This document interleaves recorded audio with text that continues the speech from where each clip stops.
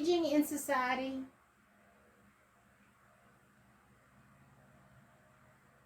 Cultural perspectives regarding aging in society. Over the previous century, life expectancy has risen by 30 years in Western civilizations. There are currently more elderly individuals than young adults in developed countries. Cultural perspectives.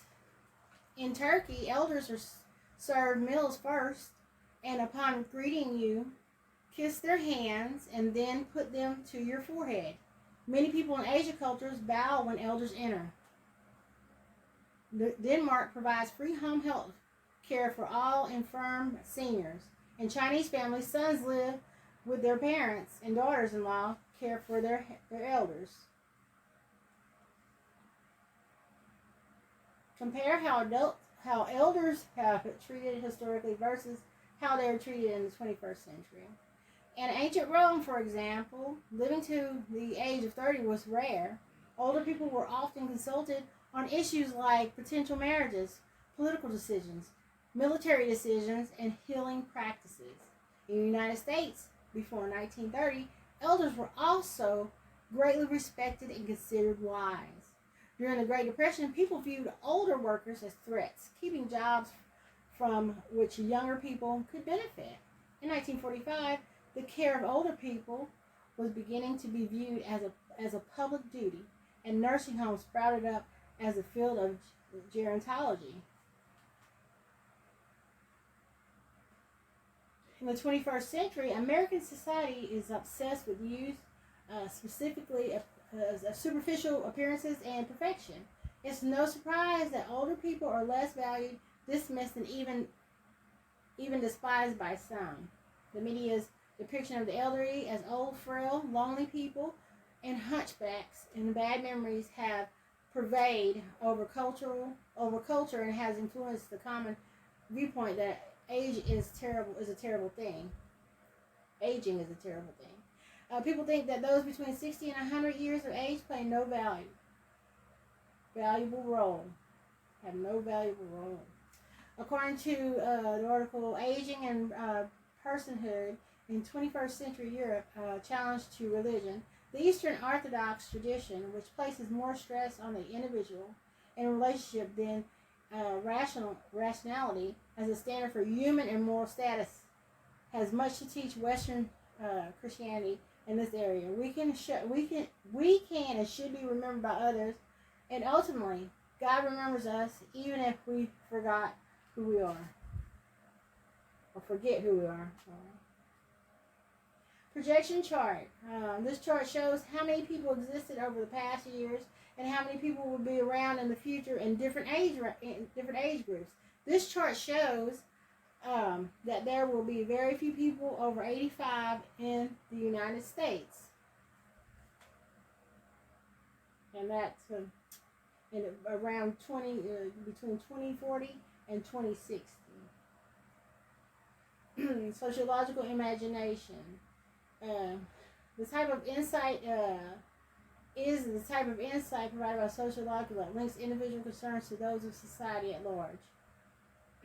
According to the terms creator C. Wright Mills, both sociologists and non-academics can get profound comprehension of how their personal experiences connect to the history of their community.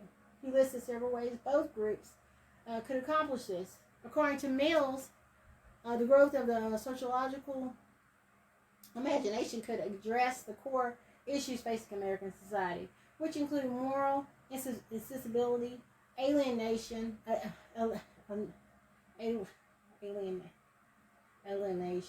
threats to democracy, threats to human freedom, and the tension between the human reason and bureaucratic rationality. Next, we have 3 trends that affect the mental and physical struggles of the elderly. And I have dementia, suicide, and physical health. Dementia is the common misconception that it's a common misconception that Alzheimer's and dementia are the same thing. Well, dementia is a syndrome, not a disease. While Alzheimer's is a disease, Dementia is a group of symptoms without a definitive diagnosis that impact mental functions such as memory and reasoning. There are 8 signs of dementia: movement and motor control, depression, hallucinations, attention span issues, poor regulation of bodily functions, cognition,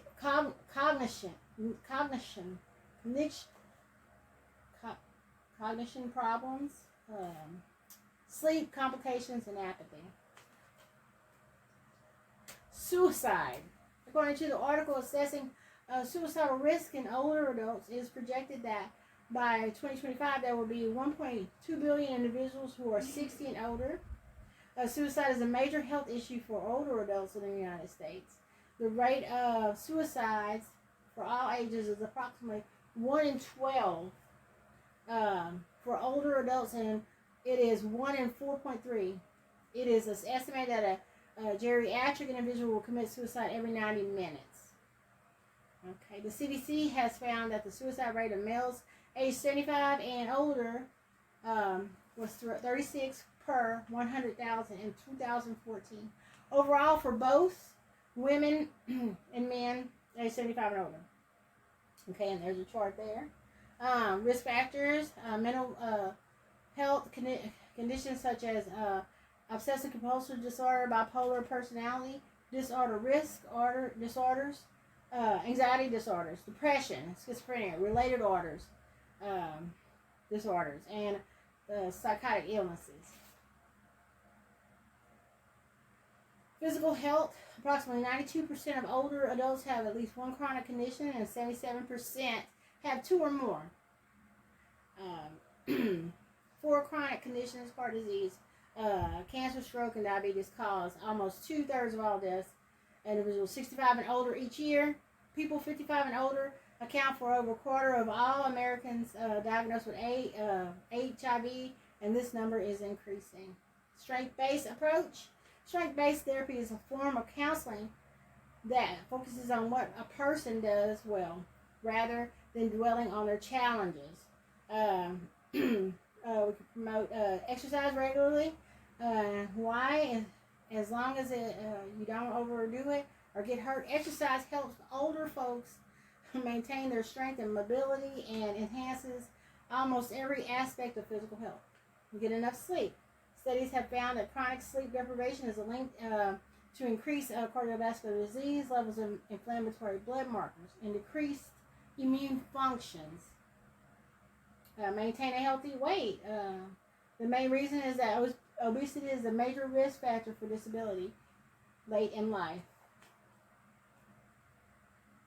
And that is it. Thank you.